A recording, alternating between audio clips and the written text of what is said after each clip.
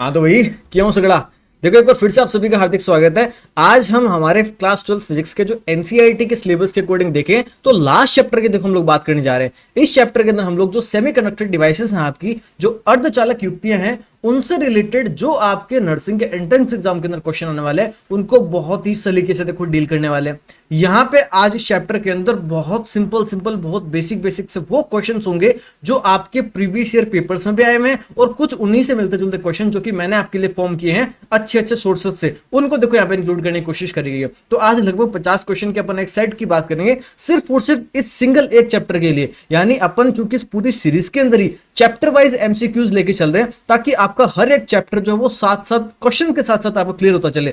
तो न सिर्फ आपको यहाँ पे देखो एमसीक्यू क्वेश्चंस देखने के लिए मिलते हैं, बल्कि क्वेश्चंस के साथ आपका पूरा जो चैप्टर वो अच्छे से देखो रिवाइज हो जाता है। तो चलते आगे, हमारा देखो जो आज चैप्टर है उसका जो सबसे पहला क्वेश्चन आता है, in terms of electrical conductivity semiconductors lie between. यानी अगर अपन बात करें ना विद्युत अगर चालकता के संदर्भ में अपन बात करें तो जो आपके अर्धचालक युक्तियां होती है वो चालकों और कुचालकों के साथ अगर कंपेयर करें तो कहां पे आगे बैठती है। आप लोग देखो सब जानते हो, आपने जो बेंड थ्योरी पढ़ी थी इस चैप्टर के अंदर स्टार्टिंग के अंदर, तो आपने पढ़ा था कि भाई जो चालक होते हैं उनके मध्य जो बेंड गैप होता है, जो बेंड अंतराल होता है वो बहुत ही कम होता है, न के बराबर जीरो होता है। और जो कुचालक है आपके इंसुलेटर्स उनमें बहुत ज्यादा होता है और इनके बीच में कहीं पर आते हैं आपके सेमीकंडक्टर्स यानी आपके अर्धचालक। तो ध्यान देना भी, जो आपके सेमीकंडक्टर्स है ना वो कहां लाई करते हैं, वो किसके बीच में देखो लाई करते हैं, ध्यान रखना कंडक्टर्स एंड इंसुलेटर्स के बीच में ये रहते हैं।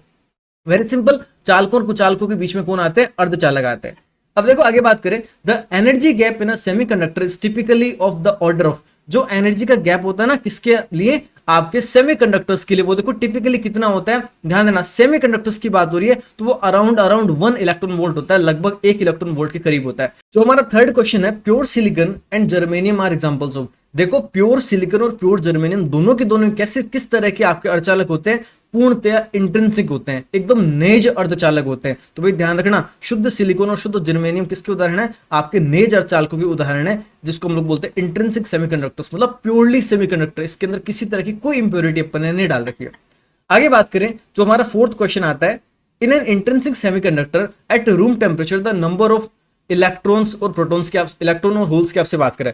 भाई इंट्रिंसिक सेमीकंडक्टर कौन होते हैं, ऐसे सेमीकंडक्टर जिसके अंदर कोई आवेशवाहक न के बराबर होता है, मतलब होता ही नहीं है। अपन बात करें कि क्या सच में ऐसा हो सकता है कि आवेशवाहक है ही नहीं, हम कहते हैं देखो आवेशवाहक तो है, यानी इलेक्ट्रॉन भी है और वहां पे होल्स भी है, लेकिन दोनों की जो संख्या है वो दोनों बिल्कुल से समान है। मतलब मैं ये नहीं कह सकता कि किसी के अंदर इलेक्ट्रॉन ज्यादा है किसी के अंदर होल्स का नंबर ज्यादा है, यानी यहाँ पे समान संख्या में इलेक्ट्रॉन्स एंड होल्स आपको दोनों देखने मिलेंगे रूम टेम्परेचर पर। हाँ, अगर आपसे मान लो यही क्वेश्चन ये बोलता कि एट, आपसे बोलते थे एसटीपी की बात कर लेते थे, एसटीपी की अगर अपन बात करते हैं, या फिर चलो मैं उसकी भी छोड़ता हूँ, आपसे मैं ये कहता कि परम ताप पर चले जाओ, 0 केल्विन पे चले जाओ, उस केस के अंदर क्या इसके अंदर कोई आवेशवाहक होंगे, तो हम कहेंगे बिल्कुल नहीं होंगे। देखो क्योंकि देखो इस केस में क्या होता है, जितने भी आपके अर्धचालक होते हैं उनकी परिभाषा ये कहती है कि जो परम शून्य ताप पर तो आपके कुचालकों की तरह व्यवहार करते हैं क्योंकि इनके अंदर कोई आवेशवाहक नहीं होता, लेकिन जैसे ही रूम टेम्परेचर पे आते हैं, जैसे इनके टेम्परेचर बढ़ाते हैं तो इनमें कुछ आवेशवाहक आ जाते हैं जिसके कारण कुछ एक धारा का चालन करने लगते हैं, इसलिए इनको अपन बोलते हैं अर्धचालक।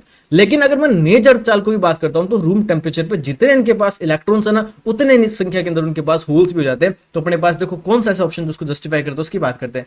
Electrons is greater than number of holes, गलत बात। Holes is greater than number of electrons, गलत बात है। Electrons is equal to the number of holes, बिल्कुल सही बात है। ऑप्शन नंबर जो हमारा सी होगा बिल्कुल से करेक्ट हो जाएगा। अभी आगे चल के देखो बात करते हैं, जो हमारा फोर्थ क्वेश्चन के बाद फिफ्थ क्वेश्चन आता है, the process of adding impurities to an intrinsic semiconductor is called.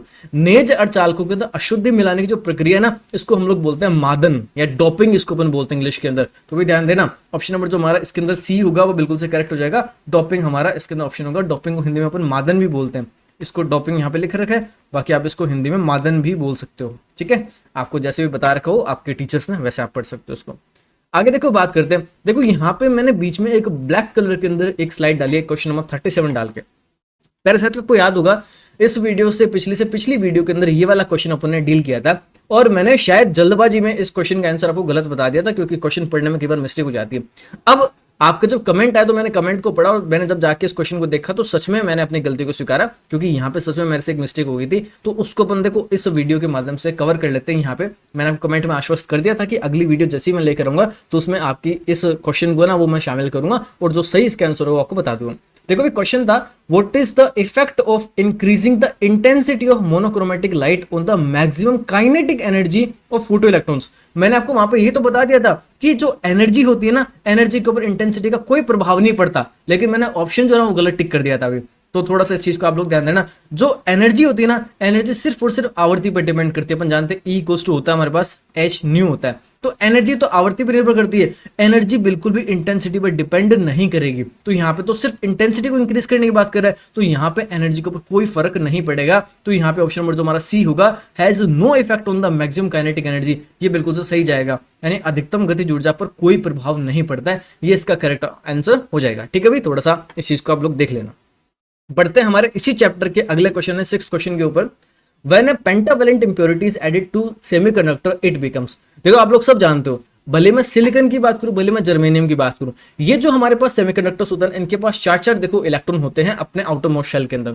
अगर मैं इसके अंदर कोई पेंटावैलेंट इंप्योरिटी को डालूंगा, यानी किसी पंच संयोजित तत्व की अशुद्धि को डालूंगा, तो उनके जो 4 इलेक्ट्रॉन्स है वो तो सिलिकॉन या जर्मेनियम के साथ कंबाइन हो जाएंगे, लेकिन उन इंप्योरिटीज का एक इलेक्ट्रॉन यहाँ पे क्रिस्टल के अंदर एक्स्ट्रा पड़ा रह गया।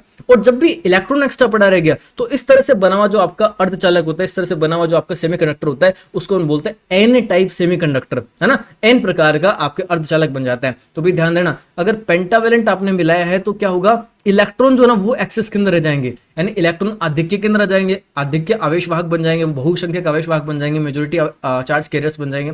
इस केस में जो आपका सेमीकंडक्टर होगा ना, वो क्या हो जाएगा, एन टाइप सेमीकंडक्टर हो जाएगा। अच्छा, इसका एक और नाम ध्यान रखना, N4, आप तो याद कर लेना, N4 नेगेटिव। आपको पता है कि इलेक्ट्रॉन के ऊपर चार्ज होता है नेगेटिव, तो अगर इलेक्ट्रॉन ज्यादा हो गए तो आपका बनने वाला जो सेमीकंडक्टर होगा वो भी कैसे हो जाएगा, नेगेटिव टाइप का हो जाएगा। इसलिए अपन इसको बोलते हैं N type semiconductor. Very simple. आगे चलें, देखो अगला क्वेश्चन है, मैंने इसी तरीके का क्वेश्चन डाला है। In N N type semiconductor the majority charge carriers are. N type यानी नेगेटिव टाइप के जो सेमीकंडक्टर होते हैं उसके अंदर मेजॉरिटी चार्ज कैरियर्स कौन से होते हैं, सिंपल सी बात है भाई, वो होंगे जिनके ऊपर नेगेटिव चार्ज होता है। और नेगेटिव चार्ज किस पे होता है, इलेक्ट्रॉन्स पे होता है। तो इलेक्ट्रॉन हमारा इसके अंदर सही ऑप्शन हो जाएगा। आगे बात करें, व्हेन अ ट्राइवैलेंट इंप्योरिटी, ये देखो फिर से वैसे क्वेश्चन आ गया। ट्राइवैलेंट का मतलब त्रिसंयोजी अशुद्धियों की मैं इस बार बात कर रहा हूं। When a trivalent impurity is added to semiconductor it becomes. जब अपने त्रिसंयोजी तत्वों की अशुद्धि मिलाई, तो फिर ऐसे जो सेमीकंडक्टर होंगे ना आपके, ऐसे जो आवेशवाहक होंगे, वो आपके बन जाएंगे पी टाइप सेमीकंडक्टर। ऐसा क्यों हुआ, आपका जो सिलिकॉन का क्रिस्टल उसमें 4 इलेक्ट्रॉन्स थे उसके खुद के, आपने इंप्योरिटी मिलाई ट्राइवैलेंट यानी त्रिसंयोजी तत्व की अपना शुद्धि मिलाई, तो 3 इलेक्ट्रॉन तो यहाँ पे क्या हो गए, बैलेंस हो गए। लेकिन जो आपका सिलिकॉन है उसके एक इलेक्ट्रॉन से रिएक्शन करने के लिए दूसरा जो इलेक्ट्रॉन मिलना चाहिए था उसको वो नहीं मिल पाया, तो वहां पे एक जगह खाली रहेगी, उसको हम बोलते हैं होल।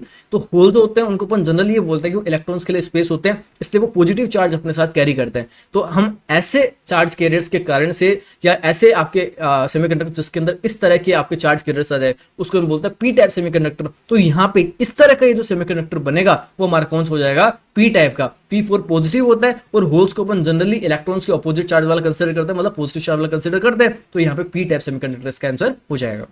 और आगे देखो बात करें 9th क्वेश्चन हमारा, in a P type semiconductor the majority charge carriers are. अभी मैंने आपको बताया जो होल्स होते हैं मेजॉरिटी चार्ज कैरियर्स होते हैं पी टाइप के सेमीकंडक्टर्स के अंदर। आगे बात करें, देखो 10th क्वेश्चन है हमारा, the depletion region in a PN junction contains. जो अवक्षय परत होती है ना पीएन जंक्शन के अंदर, पी और एन, यानी आपके पी प्रकार के और एन प्रकार के जो अर्धचालकों को अपन जब पास पास रखते हैं, तो जो पीएन जंक्शन हमारे बनते हैं, पीएन संधि जो हमारी बनती है, तो आपसे पूछा जो डिप्लेशन रीजन होता है, जो अवक्षय क्षेत्र होता है, उसमें कौन होते हैं। देखो आपसे पूछा majority charge carriers, minority charge carriers, immobile ions, mobile electrons and holes. तो देखो भी सारे बच्चे ध्यान देना, इसके अंदर जो अपने इमोबाइल आयन होते हैं ना, अचल आयन, जो कि उस जगह आके स्टिक हो जाते हैं, वो यहाँ पे होते हैं। तो यहाँ पे इमोबाइल आयंस अपना सही ऑप्शन हो जाएगा। देखो प्यारे साथियों, आपका और मेरा जो कनेक्शन है वो हमेशा के लिए अच्छे से अच्छा बन जाए, इसके लिए देखो आप सबको मैंने पहले ही बता रखा, दोबारा से देखो बता रहा हूँ, आप सब चाहें तो मुझे सोशल मीडिया पे भी फॉलो कर सकते हैं। मेरा जो इंस्टाग्राम अकाउंट है दैट इज इंस्टा गुरुजी, जो मेरा फेसबुक अकाउंट है वो भी इंस्टा गुरुजी, और जो टेलीग्राम चैनल है जिसके जरिए आप लोगों को ये जो क्वेश्चन है इनकी पीडीएफ आपको मिलने वाली है।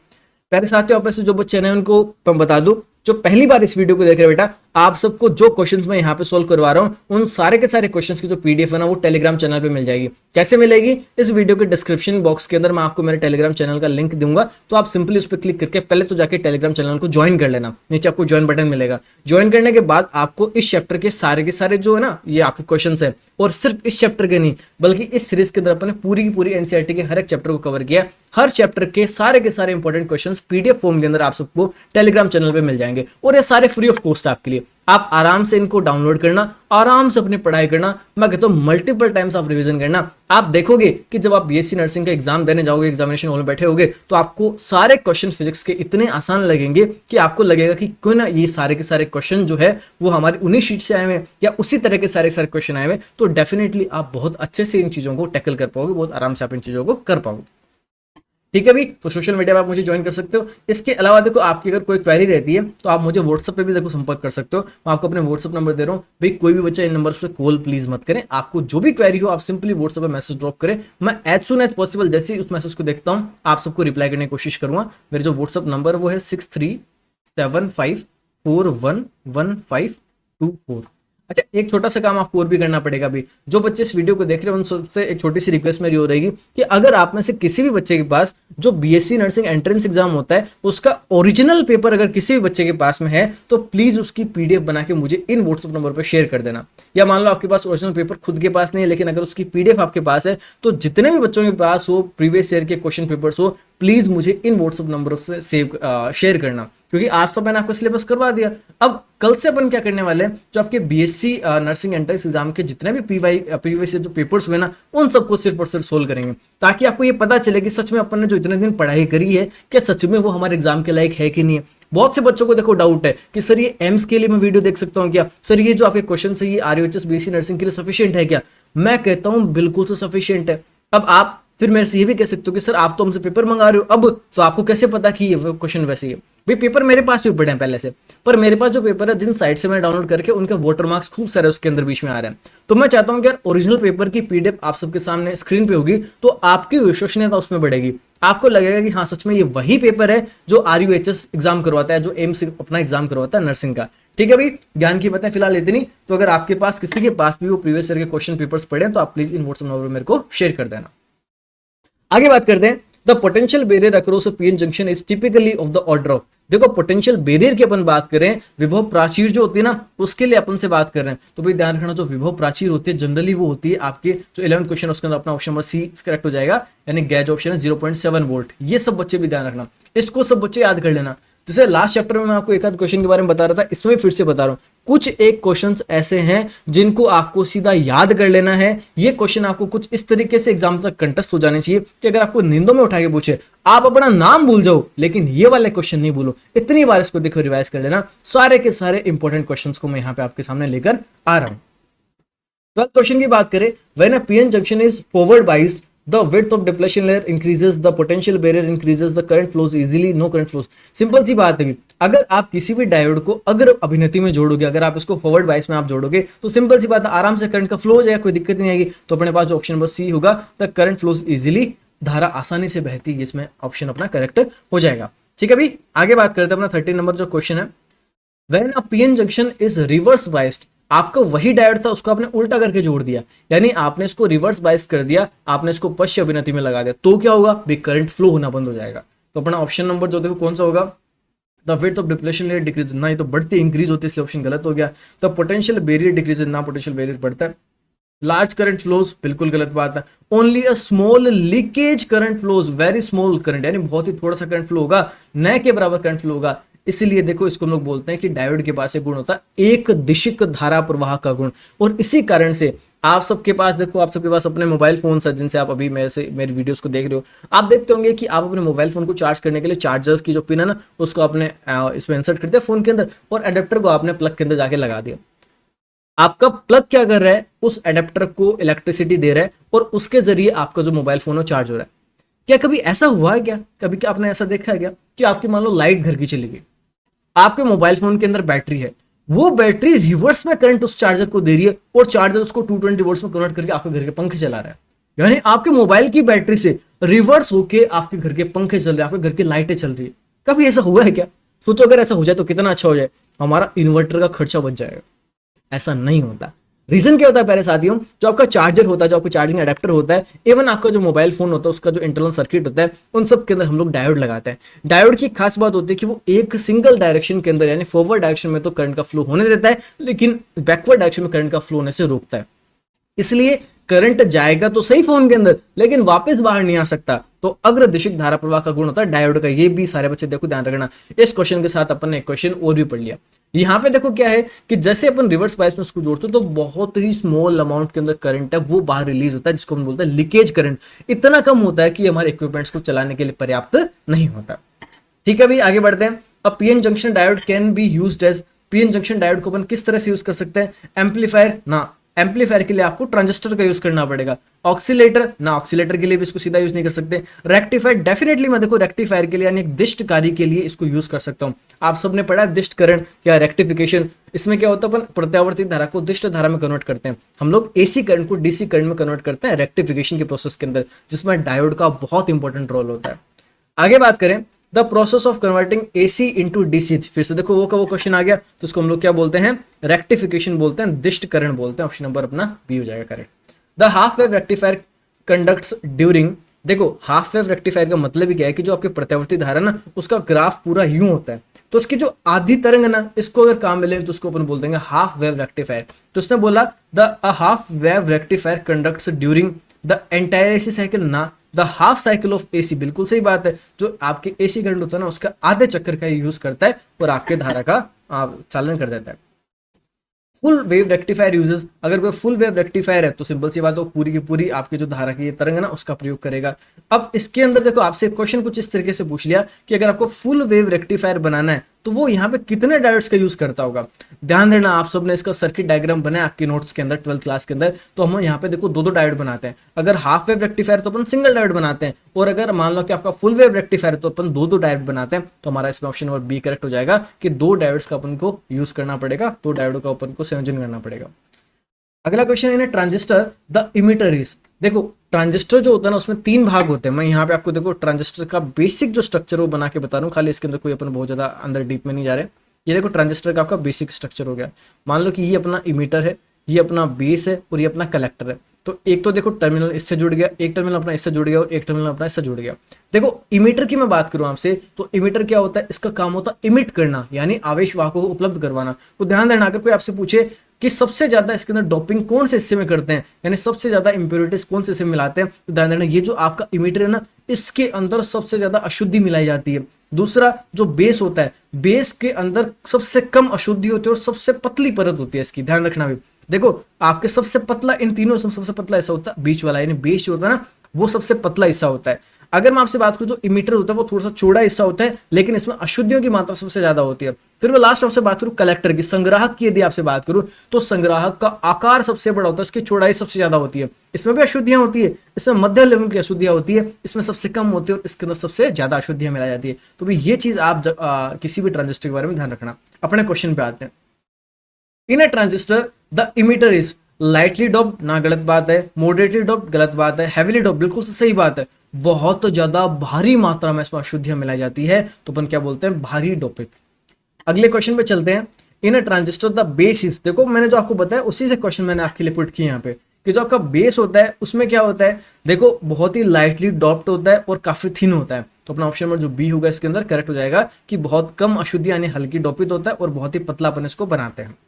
नेक्स्ट क्वेश्चन के अपन देखो बात करें in transistor the collector is, collector की अपन को बात करनी है। ध्यान रखना मॉडरेटली डॉप्ड होता है, मतलब इसके अंदर जो अशुद्धि होती है वो ठीक ठाक लेवल की होती है। दूसरा ये लार्जर इन साइज होता है, बड़ा होता है, क्योंकि इसको करना क्या होता है? सारे के सारे आवेश वाहकों को अपने पास में बुलाना होता है, संग्रहित करने का काम इसका होता है। इसलिए यहाँ पे स्टोरेज कैपेसिटी ज्यादा होनी जरूरी है, इसलिए इसकी साइज जो लार्जर होती है। तो ऑप्शन नंबर जो हमारा सी होगा उसमें करेक्ट हो जाएगा।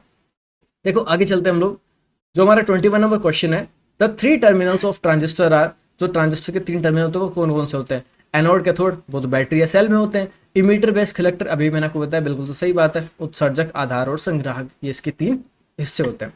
देखो उसके आगे मैं आपसे बात करूं 22 नंबर जो क्वेश्चन है, the relationship between IE, IB and IC in a transistor is, देखो ट्रांजिस्टर के लिए तीनों के बीच में जो संबंध होता है उसकी इक्वेशन बहुत ज्यादा महत्वपूर्ण है। और इसके बीच में देखो जो रिलेशन होता है, ये तो नहीं है, ये भी नहीं है, ये देखो जो ऑप्शन नंबर आपका सी देखें अगर अपन, जो क्वेश्चन नंबर 22 के अंदर अपना ऑप्शन नंबर जो सी है बिल्कुल से करेक्ट जाएगा। IE equals to IB plus IC। देखो इसको आप कुछ ऐसे समझ सकते हो कि मान लो ये आपका ट्रांजिस्टर है, ये बेस हो गया और ये कलेक्टर हो गया, ठीक है, ये बेस है, ये आपका इमीटर हो गया, ये आपका कलेक्टर हो गया। अब देखो यहाँ पे तीन टर्मिनल आ गए अपने पास, ये लो अब इस क्वेश्चन में अपन से क्या पूछा कि इन तीनों के बीच में रिलेशन बता दो।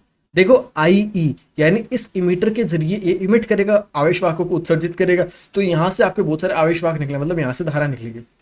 तो आई ई से जो धारा निकली है वो किन किन के अंदर जाएगी, एक तो बेस के अंदर और फिर बाद में जाके कलेक्टर के अंदर जाएगी। तो जो बेस के अंदर धारा गई है, जो कलेक्टर के पास धारा पहुंची है, इन दोनों को मिला देंगे तो टोटल धारा जो इस इमीटर से निकली थी ना वो अपने पास आ जाएगी। तो हमारे पास रिलेशन क्या बन गया, I E equals to I B plus I C. Very simple, option number C हमारा करेक्ट है।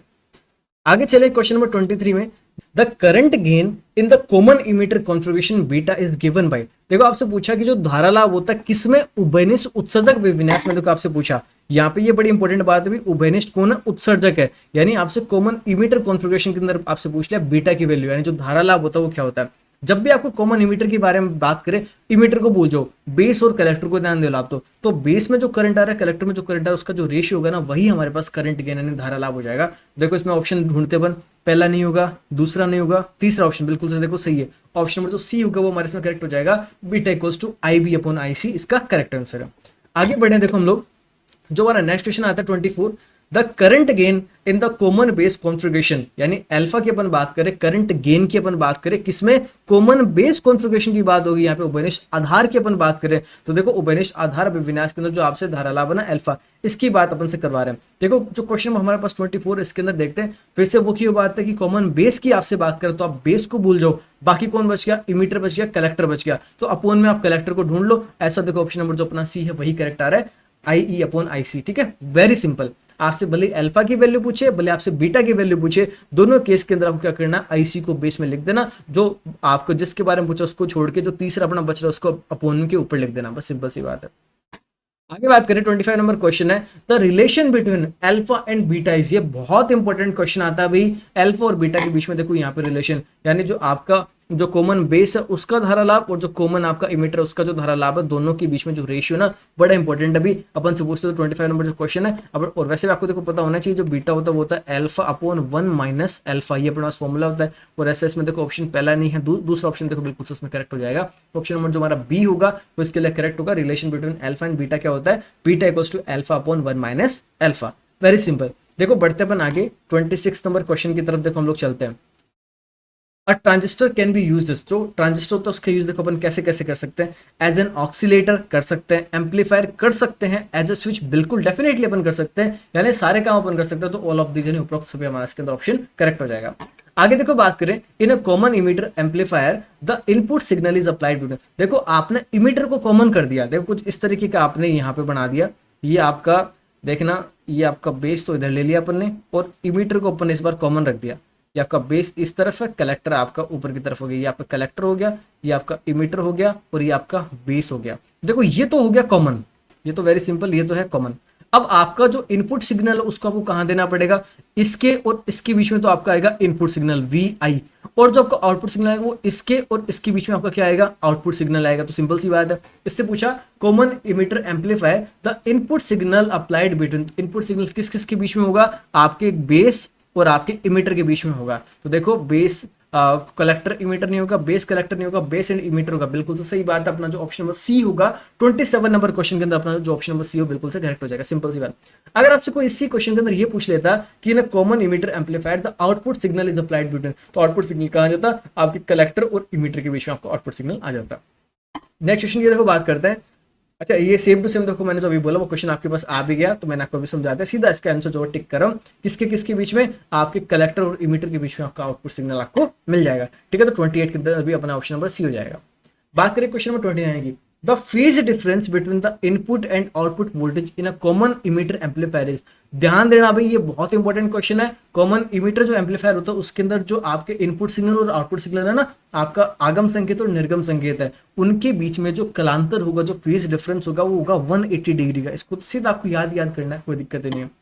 आगे बात करें, an oscillator is a circuit that, oscillator circuit की बात करें, आपसे जो दोलनी परिपथ होता है उसके आपसे बात करवा रहा है। तो देखो बोल रहा है amplifies an input signal, converts AC to DC, generates AC without an external input signal. बिल्कुल से सही बात है। ये क्या करता है कि बिना आपको बाहर से कोई भी इसको आपको इनपुट सिग्नल नहीं देना पड़ता, यानी बिना किसी एक्सटर्नल इनपुट सिग्नल के ये क्या कर सकता है, सिर्फ फीडबैक के माध्यम से ये लगातार धारा का दोलन इसमें करवा सकता है। इसलिए इसको ऑक्सीलेटरी सर्किट भी बोलते हैं, दोलनी परिपथ भी हम लोग इसको बोलते हैं।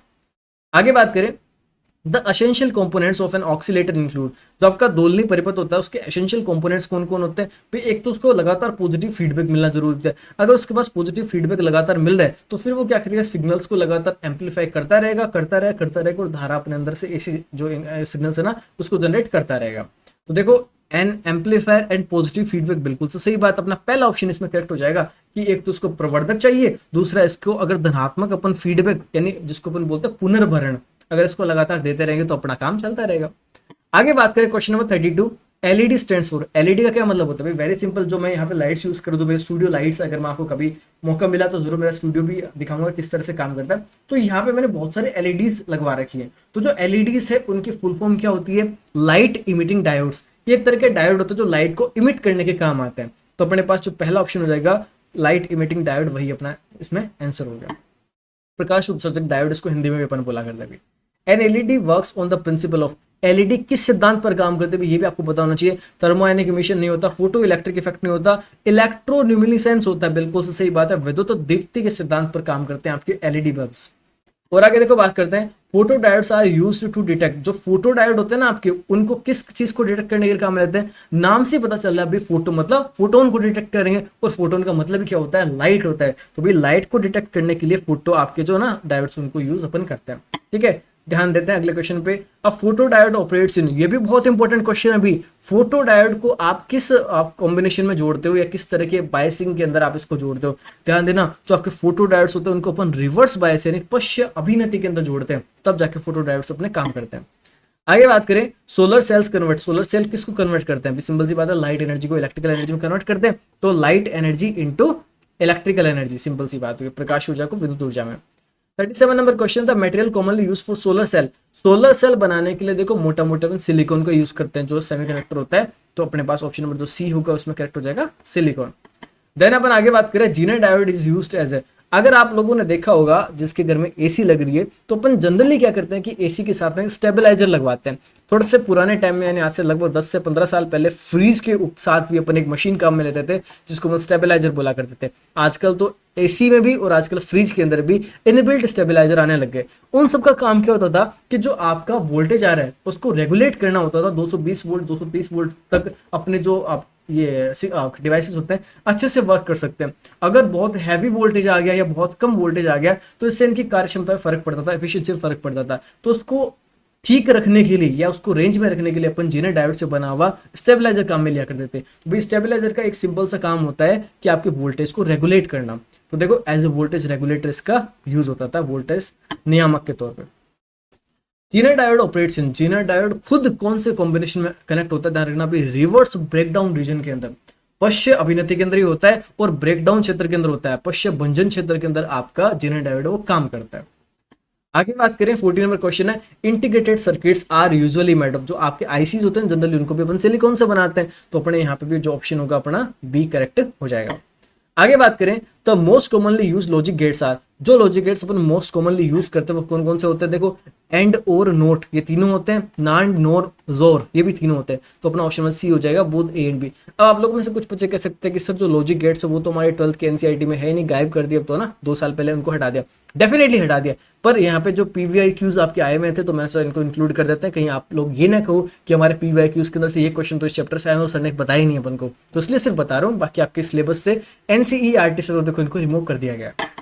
आगे बात करें 42 नंबर हमारा क्वेश्चन आता है, the output of an AND gate is high. अब मैं आपको जानबूझ के क्वेश्चन लेकर आऊं तो आप सब बच्चे सुनना। देखो जो एंड गेट होता है ना इसमें संक्रिया किस तरह से काम करती है, इसके अंदर जो आपके ऑपरेशन वो किस तरह से चलता है। मान लो कि आपका एक इनपुट सिग्नल ए है, दूसरा इनपुट सिग्नल बी है, और मान लो कि इस एंड गेट से जो आउटपुट सिग्नल आएगा वो वाई है। तो भाई एंड गेट किस तरह से काम करता है, ये दोनों के मल्टीप्लाई यानी दोनों के जो डॉट प्रोडक्ट होगा ना उसके इक्वल होता है आपका आउटपुट सिग्नल। अब मुझे एक बात बताना, सिग्नल जो होता है वो सिर्फ 2 फॉर्म में हो सकते हैं, तो 0 या फिर 1 हो सकता है। 0 का मतलब मिनिमम है या ऑफ है, 1 का मतलब मैक्सिमम है या फिर ऑन होता है। अगर देखो ए की वैल्यू 0 और बी की वैल्यू 1 हुई, यानी दोनों में से किसी की भी एक की वैल्यू 0 होगी तो आपका मल्टीप्लाई होकर टोटल भी क्या आने वाला है, 0 आने वाला है। पर आपको इसने क्या बोला कि ये जो लॉजिक गेट का आउटपुट है आपको हाई मिलना चाहिए, हाई का मतलब आपको 1 मिलना चाहिए। बताना मुझे ये 1 कब मिल सकता है, तभी मेरे को 1 मिल सकता है जब दोनों की वैल्यू क्या हो 1 1 हो, ताकि 1 इंटू 1 करेंगे तो जाके 1 आएगा, और उसी केस के अंदर अपने को मैक्सिमम मिल सकता है। तो जब आपके दोनों के दोनों जो इनपुट सिग्नल्स है वो 1 पे होंगे यानी हाई पे होंगे, तब ऐसा हो सकता है। तो मैं कह सकता हूं all of its inputs are high, जब दोनों के दोनों आपके इनपुट्स इसके हाई पे होंगे यानी 1 पे होंगे, तभी जाके आपका आउटपुट के अंदर 1 आ सकता है। तो उसमें ऑप्शन नंबर हमारा बी करेक्ट हो जाएगा।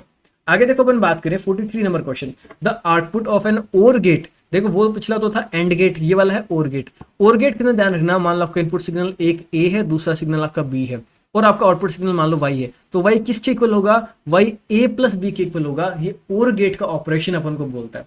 अब देखो इसने बोला कि ओर गेट के अंदर आपका हाई कब आएगा आउटपुट सिग्नल, तो भाई अगर मैं मान लो ए की वैल्यू को 1 ले लूं और बी की वैल्यू को 0 ले लूं, देखो तो भी कितना आएगा, दोनों का ऐड होके 1 आने वाला है। यानी अगर दोनों में से एक भी 1 पर है ना, या दोनों में से एक भी अगर हाई पर है, तो आपका आउटपुट हमेशा क्या मिलेगा, आपको हाई मिलेगा। तो अपन क्या बोल सकते हैं कि सबका हाई पे होना जरूरी नहीं है, इनमें से कोई भी एक भी अगर हाई पे होगा ना, एनी ऑफ इट्स इनपुट्स अगर हाई पे है, तो भी हमारा आउटपुट क्या मिल जाएगा, अपन को हाई मिल जाएगा। तो ऑप्शन नंबर हमारा सी में करेक्ट हो जाएगा।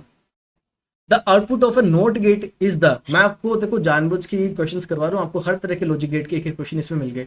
नोट गेट का काम में क्या होता है कि अगर आपका इनपुट सिग्नल हाई पे है तो आउटपुट सिग्नल आपका 0 देगा, अगर आपका इनपुट सिग्नल 0 है तो आपका आउटपुट सिग्नल 1 देगा, यानी उल्टा करके दे देता है। तो भी ये क्या करता है, एक तरह से इनपुट सिग्नल को रिवर्स करने का काम करता है, इनवर्स करने का काम करता है।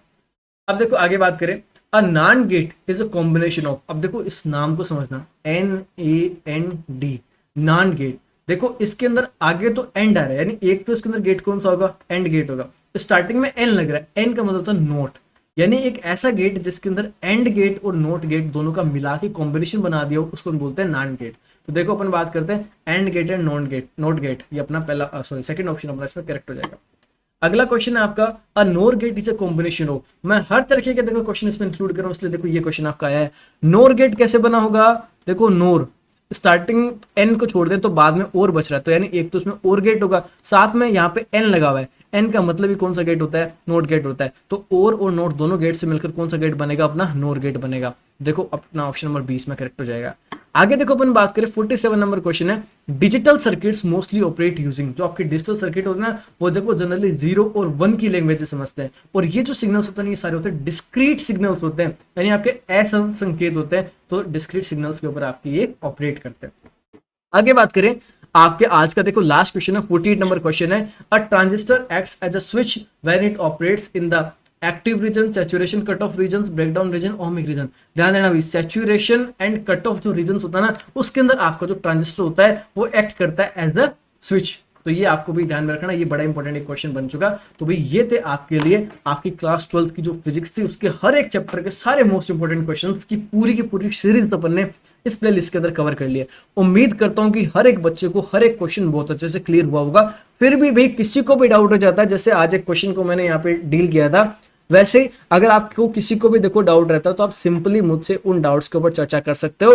अगर आपको देखो भी वीडियो पसंद आ रही है तो आप बस सिंपली मेरा भी छोटा सा काम कर दो, इस वीडियो को लाइक करके नीचे आप इतना सा लिख दो कि इस पूरी प्लेलिस्ट के दौरान आपने क्या सारी वीडियोस देखी हैं। अगर आपने सारी वीडियोस देखी तो क्या आपको सारी वीडियोस अच्छे से क्लियर हुई हैं। अगर आपको सारी वीडियोस अच्छे से क्लियर हुई हैं तो क्या आपको ये जो कंटेंट मैंने ऐसे प्रोवाइड किया था क्या ये आपको पसंद आया है। क्या ये जो कंटेंट मैंने आपको प्रोवाइड किया था इसको आप को डाउनलोड करने में कोई दिक्कत आई टेलीग्राम चैनल से। अगर किसी भी तरह की कोई भी आपकी समस्या हो, कोई भी क्वेरी हो, कोई भी आपका सुझाव हो या कोई भी आपकी सुंदर सी अमूल्य प्रतिक्रिया हो तो आप नीचे कमेंट के माध्यम से देखो मुझे जरूर बताना। मैं डेफिनेटली उसके ऊपर जो भी मुझे रिएक्ट करना होगा, जो भी उचित होगा, मैं आपको रिएक्ट करके और आपकी पूरी सहायता करने की कोशिश करूंगा। मैं आप सभी को देखो बहुत बहुत शुभकामनाएं देना चाहता हूं कि आपका जो आने वाला एग्जाम है उसके अंदर आप बहुत तगड़ी उन्नति के साथ, तगड़े रिजल्ट के साथ आप लोग उसके अंदर बड़े से परफॉर्म करके हो। अब हमारे देखो सारे चैप्टर्स तो हो चुके, अब अपन कल से क्या करने वाले हैं कि जो आपके प्रीवियस ईयर पेपर्स आए हुए हैं उनका डिस्कशन करना स्टार्ट करें, उनका अपन सॉल्यूशंस करना स्टार्ट करेंगे। ठीक है, तो अपन मिलते हैं कल वाली क्लासेस के अंदर। तब तक के लिए भी सभी बच्चे अपना ध्यान रखना। अगर आपके कोई क्लासमेट्स या आपके जो नोन है वो बीएससी नर्सिंग एंट्रेंस एग्जाम की तैयारी कर रहे हैं तो प्लीज उनको इस वीडियो के लिंक करना या इस पूरी प्लेलिस्ट के लिंक को शेयर करना, हो सकता है कि उनके लिए काफी हेल्पफुल हो जाए। ठीक है भाई, thank you so much, thanks a lot.